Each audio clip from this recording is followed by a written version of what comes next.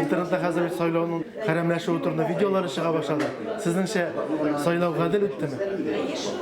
Әлбәттә гадел үтте. Кемнәрнеңдер эшләмәгәннәрен хәзер теге эшләмәүләр аркасында сайлауларны гадел түгел дип сөйләп йөрү ул дөрес түгел. Эшләргә кирәк иде. Менә мин үземнең оппонентларның берсен бер районнарда кешеләр белән очрашып йөргәннәрен күрмәдем. Менә мин үземне %90 очрашу, %90 мероприятие уздырдык.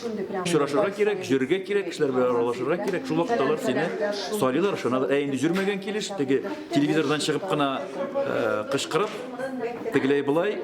Нишләп анда менә анда безне күрсәтәләр телевизордан, безне күрсәтмиләр дип. Сине нәрсәгә күрсәтергә?